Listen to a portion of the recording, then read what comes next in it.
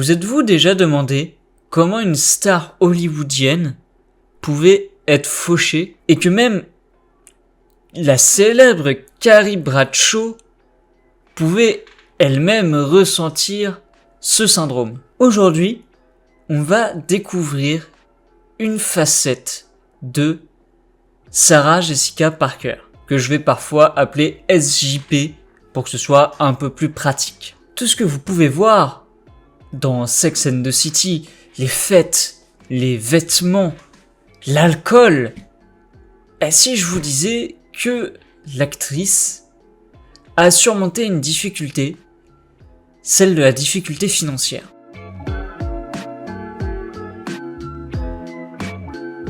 Avant d'entrer dans le vif du sujet, il nous faut remonter un peu le temps. Revenons à Nelsonville, dans l'Ohio, où notre histoire commence. Sarah Jessica Parker est née le 25 mars 1965, et dès le début, la vie ne lui a pas vraiment offert du Prada sur un plateau d'argent. Elle était l'une des 8 enfants d'une famille recomposée. Sa mère, Barbara, était institutrice en maternelle, et son père, Stephen, était entrepreneur et journaliste. Mais voici le hic. Ses parents ont divorcé alors qu'elle n'avait que 3 ans et demi. Nous savons tous que le divorce peut être difficile pour les enfants, mais il peut être encore plus difficile pour les finances familiales. Après la séparation, la mère de SJP s'est remariée avec un chauffeur de camion nommé Paul Forst. Avec une famille aussi nombreuse à entretenir, le budget pouvait parfois être serré. À quel point? Disons que les anniversaires et Noël, il y en avait, mais pas tout le temps. Et c'est là que ça devient intéressant. Malgré les difficultés financières, la mère de SJP était déterminée à offrir à ses enfants une vie riche. Et nous ne parlons pas d'argent. Barbara a plongé ses enfants dans la culture, en les emmenant dans des institutions publiques gratuites comme le ballet et le théâtre de Cincinnati. Elle voulait qu'ils aient une vie pleine et riche, en essayant d'imiter la scène artistique de New York, là-bas, dans l'Ohio. Cette exposition précoce aux arts a fait naître quelque chose chez la jeune Sarah Jessica. Elle a commencé à s'entraîner au chant et au ballet, et peu de temps après, elle a été choisie pour une reprise de Broadway, The Innocents, à l'âge de 11 ans.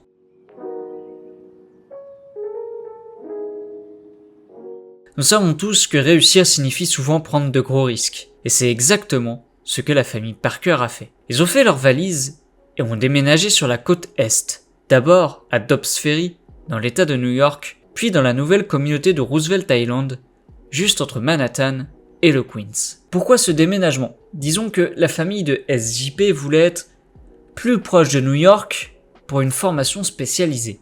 Ils croyaient au talent de Sarah Jessica et ils pensaient qu'ils pourraient avoir un avenir meilleur, surtout pour leur enfant. Mais le problème avec les paris comme ceux-là, c'est qu'il y a aussi des gros risques.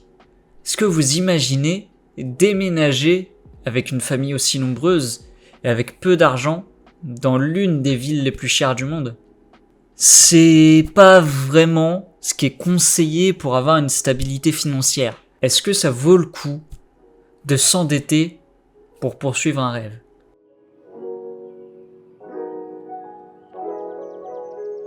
Avançons un peu et nous retrouvons l'adolescente Sarah Jessica Parker qui fait des vagues dans l'industrie du divertissement. Elle a décroché un rôle dans la comédie musicale de Broadway, Annie, en 1979, et en 1982, elle a décroché le rôle principal dans la sitcom de CBS, Square Pegs. Maintenant, vous vous dites peut-être, c'est bon en fait, elle a réussi. Pas si vite. Bien que ses premiers succès aient été sans aucun doute des pas dans la bonne direction, ils ne rapportaient pas exactement beaucoup d'argent. Voyez-vous, être un enfant acteur ou un nouveau venu à Hollywood n'est pas que glamour et richesse. Le salaire peut être assez modeste, surtout lorsque vous débutez. Et n'oublions pas qu'une bonne partie de cet argent était probablement destiné à soutenir sa famille. Alors, imaginez maintenant la jeune SJP entrant dans le monde d'Hollywood, qui à Los Angeles c'est aussi une des villes les plus chères du monde. Elle doit pouvoir vivre, elle doit pouvoir soutenir sa famille, régler les dettes. C'est compliqué, c'est vraiment compliqué.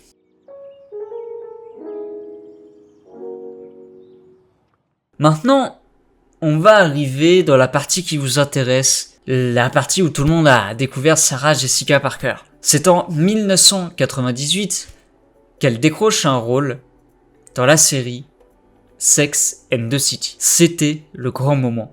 La série a été un énorme succès, elle a duré 10 saisons et a catapulté SJP au rang de superstar. Elle ne se contentait pas de jouer dans la série, elle était également productrice. Et laissez-moi vous dire que les salaires ont commencé à refléter cela. À la dernière saison, Parker aurait gagné 3,2 millions de dollars par épisode. Alors problème résolu du coup, plus de problème d'argent. Attendez de voir un peu. Vous voyez, un tel succès peut être une arme à double tranchant. Bien sûr, l'argent rentrait à flot, mais les attentes, la pression et l'inflation du style de vie aussi. Pensez-y, soudain, Sarah Jessica Parker n'était plus seulement une actrice. Elle était une icône de la mode, une créatrice de tendance, un symbole du glamour new-yorkais. Et être à la hauteur de cette image, eh bien, ça coûte cher.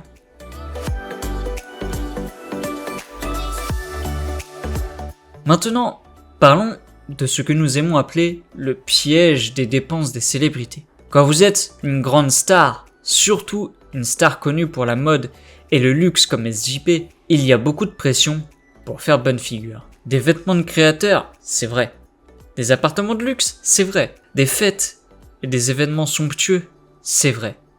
Et n'oublions pas l'entourage des stylistes, des publicistes, des managers. Tout cela a des prix élevés. Mais voilà le problème. Beaucoup de célébrités, y compris SJP, ne possèdent pas vraiment toutes les choses glamour que nous les voyons porter. Beaucoup de ces robes de créateurs et de ces bijoux étincelants sont souvent empruntés pour des événements sur le tapis rouge. Tout cela fait partie de la poudre aux yeux d'Hollywood. Alors que SJP gagnait beaucoup d'argent, elle dépensait aussi beaucoup. Et parfois, ces dépenses pouvaient dépasser même ses impressionnants revenus. C'est une histoire courante à Hollywood. Plus vous gagnez, plus vous dépensez. Et avant même de vous en rendre compte, vous vivez d'un chèque de paie à l'autre, même si ces chèques de paie comportent beaucoup de zéros.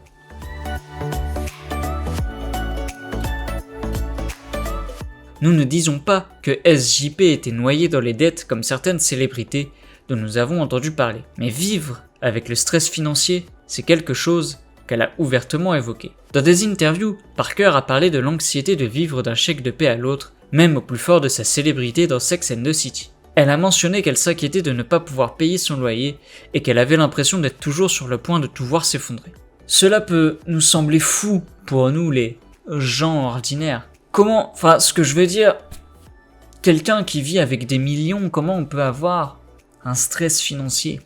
Mais en fait, peu importe qu'on gagne des millions ou pas, en fait, le problème, je répète souvent, en fait, faudrait que je règle ça, n'est-ce pas, public? En fait, bref. Qu'on soit pauvre ou bien riche, ça ressemble à des paroles de Goldman. En fait, le truc avec l'argent, c'est que peu importe combien on gagne, c'est surtout comment on le dépense, comment on l'épargne. Si on dépense forcément plus que l'on gagne, on aura forcément des problèmes avec de l'argent. Merci Captain Obvious. Allez, salut, c'est tout pour moi, je me casse. Non, mais plus sérieusement, il y a des personnes, voilà, qui, aussitôt qu'ils gagnent de l'argent, le dépensent. D'autres qui ne le dépensent pas du tout, ils le gagnent et c'est tout. Voilà. Ce que je veux dire, c'est que c'est la gestion de l'argent en fait. C'est ce qu'on en fait. Et n'oublions pas que l'industrie du divertissement, c'est pile ou face en fait. Un jour, on est au sommet de la gloire et après, soit on n'arrive plus à trouver du travail ou tout le monde vous a oublié, on veut plus de vous, enfin voilà. Donc, quand on est intermittent du spectacle, bon, il y en a, ils sont tellement connus ou ont tellement gagné avec certains films ou certaines chansons que, bon, ils ont plus de problème. Mais certains qui ont des revenus plus modestes ont intérêt à bien gérer leur argent, justement. Parce qu'un jour, on a du travail et après, on n'en a plus.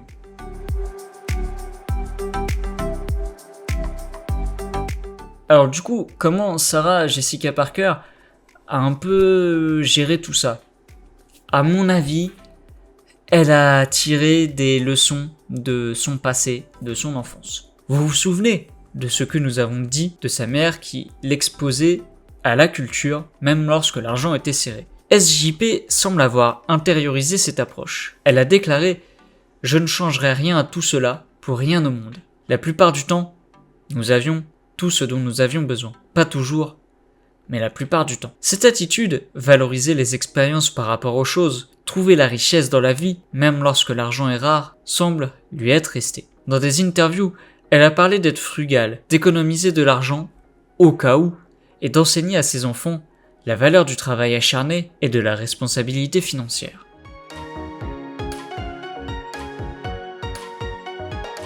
Parlons maintenant de quelque chose d'intelligent que SJP a fait. Elle n'a pas mis tous ses œufs dans le même panier. Au lieu de se concentrer uniquement sur le métier d'actrice, elle s'est lancée dans d'autres projets. En 2005, elle a lancé sa propre ligne de parfum appelée Lovely. 2 ans plus tard, elle s'est associée à Steve & Barry's pour créer Beaten, une ligne de vêtements où tout était vendu à moins de $20. Mais elle ne s'est pas arrêtée là. En 2014, elle a lancé la collection SJP, une ligne de chaussures vendue chez Nordstrom. Et en 2018, elle s'est associée à Gilt pour lancer une collection de prêt-à-porter. Ces projets commerciaux ne visaient pas seulement à gagner plus d'argent, mais aussi à créer de multiples sources de revenus et à construire une marque qui pourrait la soutenir, même lorsque les emplois d'actrices étaient rares. Mais ce n'est pas tout.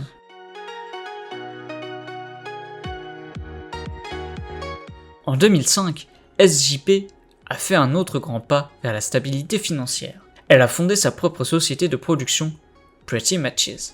Ce fut une décision judicieuse pour plusieurs raisons. Tout d'abord, cela lui a donné plus de contrôle sur sa carrière. Au lieu d'attendre que de bons rôles lui viennent, elle pouvait les créer elle-même. Ensuite, cela lui a ouvert une toute nouvelle source de revenus. Pretty Matches crée du contenu pour HBO et d'autres chaînes depuis 2009. Ils ont produit la série Divorce, dans laquelle SJP a joué de 2016 à 2019, et le film Here and Now en 2018. Mais voici la partie vraiment cool. Pretty Matches ne se résume pas seulement à gagner de l'argent. L'entreprise vise à accroître la représentation des femmes dans la production médiatique. Quand je vous disais que c'était plutôt cool, enfin, c'est pas censé être cool, ça devrait être normalement la normalité, si je puis dire. Juste l'égalité, voilà, homme-femme. Mais juste qu'elle mette en avant les femmes, c'est cool, tout simplement. SJP assure donc non seulement son propre avenir financier, mais elle contribue également à créer des opportunités pour d'autres femmes dans l'industrie.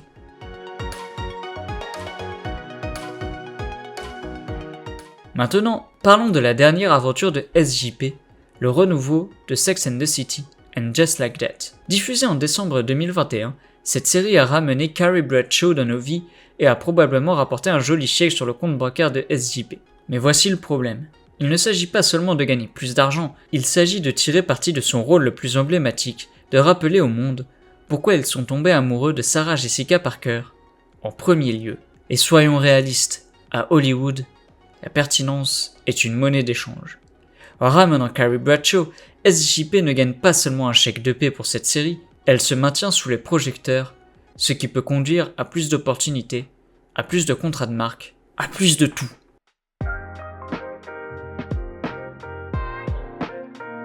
Maintenant, parlons d'un élément qui est souvent une décision intelligente en matière de stabilité financière, l'immobilier. Et SJP, elle joue plutôt bien ce jeu. En 2016, Sarah Jessica Parker et son mari, Matthew Broderick, ont acheté 2 maisons dans le West Village de New York pour la coquette somme de 35 millions de dollars. Ça peut sembler beaucoup d'argent, c'est plutôt le cas. Mais voici le truc, l'immobilier à New York, en particulier dans des quartiers de choix comme le West Village, a tendance à prendre de la valeur au fil du temps. Ainsi, même si cet achat a pu représenter une grosse dépense au départ, c'est aussi un investissement. C'est une façon d'investir de l'argent dans quelque chose qui est susceptible de prendre de la valeur au fil du temps. De plus, n'oublions pas que pour les célébrités, avoir une base résidentielle sécurisée et privée peut être inestimable. Mais SJP et Broderick ne se sont pas arrêtés là.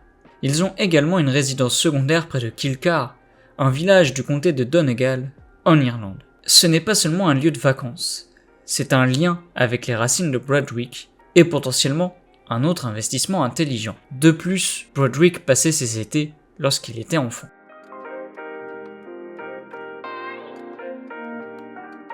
Maintenant, on ne peut pas parler de SJP sans parler de mode. Je veux dire, c'est quand même Carrie Bradshaw, quoi. Et ce qu'elle a fait en plus, Sarah Jessica Parker, c'est que ce n'est pas qu'une icône de la mode, c'est que la mode, elle en a fait aussi une entreprise. Nous avons déjà mentionné sa ligne de chaussures et ses collaborations vestimentaires. Mais creusons un peu plus. En novembre 2023, SJP s'est associé à Lily Sadeghi pour créer une collection d'accessoires comprenant des broches, des bandeaux et plus encore. Il ne s'agit pas seulement d'apposer son nom sur certains produits, il s'agit de tirer parti de sa réputation de spécialiste du style, de transformer sa marque personnelle en argent liquide. Et le meilleur dans tout ça, contrairement aux emplois d'actrices qui pourraient se tarir à mesure qu'elle vieillit, la mode est quelque chose dans laquelle elle peut continuer à s'impliquer pendant des années.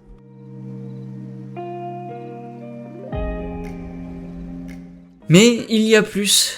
Oui, je sais, est-ce que il y a quelque chose que cette femme ne sait pas faire, sérieusement. En octobre 2016, SJP a annoncé une empreinte avec Crown Publishing Group appelée SJP for Hogarth. Maintenant, pour ceux d'entre vous qui ne le sauraient pas, une empreinte est essentiellement une marque au sein d'une maison d'édition. C'est un moyen pour quelqu'un, dans ce cas-là SJP, de sélectionner et de promouvoir des livres auxquels il croit. Mais Sarah Jessica ne s'est pas arrêtée là. En 2017, elle s'est associée à l'American Library Association pour créer Book Club Central, une plateforme en ligne fournissant des ressources de lecture aux clubs de lecture et aux lecteurs. Ces entreprises ne sont peut-être pas aussi tape à l'œil que de jouer dans une série télévisée à succès, mais ce sont des décisions intelligentes. Elles diversifient les sources de revenus de SJP, elles s'appuient sur sa réputation de femme cultivée et intelligente. Vous vous souvenez de ses sorties théâtre quand elle était enfant. Voilà. Et elles lui permettent de se lancer dans une carrière qui peut se poursuivre bien après qu'elle ait décidé de s'éloigner de la caméra.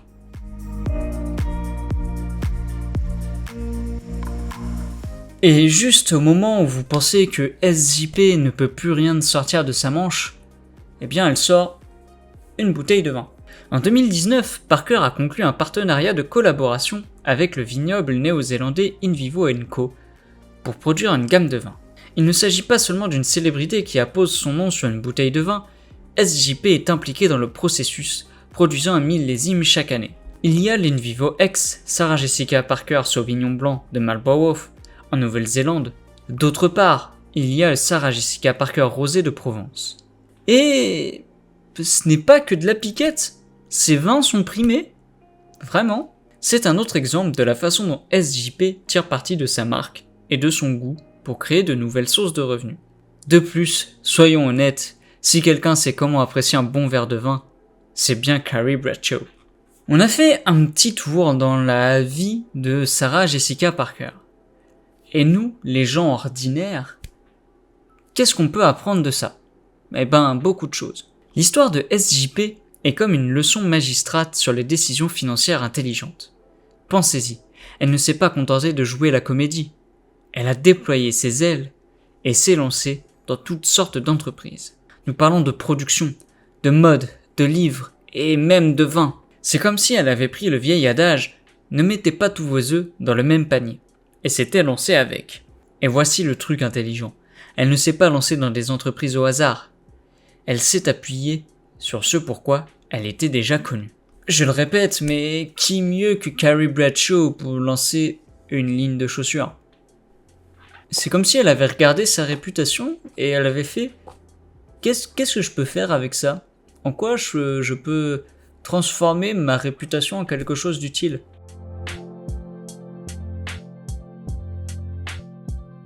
Mais il ne s'agit pas seulement de gagner de l'argent. SJP a investi en elle-même dès le premier jour. De ses premiers cours de théâtre à l'apprentissage des ficelles du monde des affaires, elle a toujours eu cœur à s'améliorer. C'est comme si elle savait que le meilleur investissement que l'on puisse faire est en soi-même. Maintenant, voici quelque chose de vraiment cool. Malgré tout le faste et le glamour, SJP n'a pas oublié d'où elle vient. Et écoutez bien, elle le transmet aussi à ses enfants.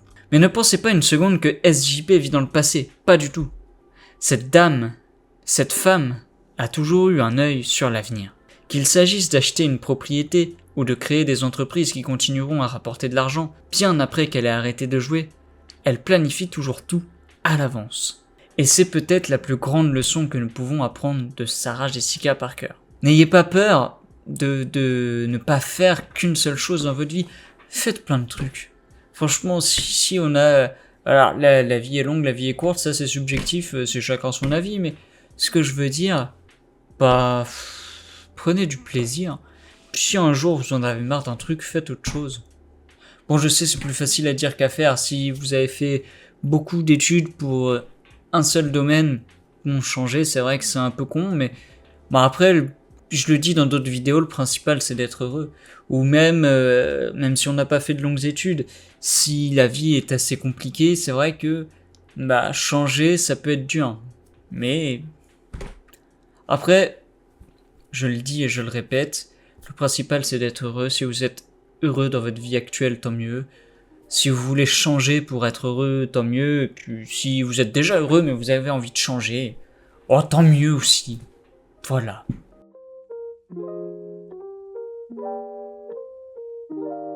De ses humbles débuts dans l'Ohio, aux lumières de Broadway et d'Hollywood, le parcours de SJP a été fait de hauts et de bas, de glamour et de stress financier, de salaires colossaux et d'investissements intelligents. Mais la partie la plus inspirante de son histoire est peut-être la suivante. Malgré tout son succès, malgré les chaussures de créateurs et les salaires de plusieurs millions de dollars, Sarah Jessica Parker n'a jamais oublié ce que c'est que de lutter. Elle a utilisé les leçons de son enfance sur la valorisation des expériences par rapport aux choses, sur la recherche de la richesse dans la vie, même lorsque l'argent est serré, pour la guider dans le monde vertigineux des finances, des célébrités. Et ce faisant, elle a créé quelque chose de bien plus précieux que le placard de Carrie Bradshaw rempli de Manolo. Elle a construit un portfolio financier diversifié qui lui permet de résister aux hauts et aux bas du showbiz. Elle a créé une marque qui s'étend bien au-delà de sa carrière d'actrice. Et surtout, elle nous a montré qu'il est possible de trouver un équilibre entre glamour et responsabilité financière. L'histoire de SJP nous rappelle que même les plus prospères d'entre nous ont été confrontés à des difficultés financières. Elle nous montre que ce n'est pas une question de combien vous gagnez, mais de la façon dont vous le gérez judicieusement. Et elle prouve qu'avec une planification intelligente, une diversification et une volonté d'évoluer, il est possible de surmonter les défis financiers et de bâtir un succès durable. Alors la prochaine fois que vous regarderez Sex and the City ou And Just Like That, souvenez-vous que derrière la fabuleuse façade de Carrie Bradshaw se cache Sarah Jessica Parker, une femme qui a navigué dans le monde complexe de la célébrité et des finances avec courage, grâce et beaucoup d'énergie. Si vous avez trouvé cette vidéo intéressante, lâchez un pouce bleu, ça me fera plaisir, mais ce qui me ferait encore plus plaisir, c'est de voir vos commentaires, parce que j'essaie d'y répondre un maximum. J'y réponds, enfin quand c'est pertinent, attention bien sûr, mais je suis toujours content de converser avec vous, donc c'est cool. On se dit à la prochaine, salut, ciao. Hey, Sarah Jessica, Hi. so glad you invited me for this interview. Oh, of course, you're welcome. I just have 73 questions to ask, so let's get right into it. Okay.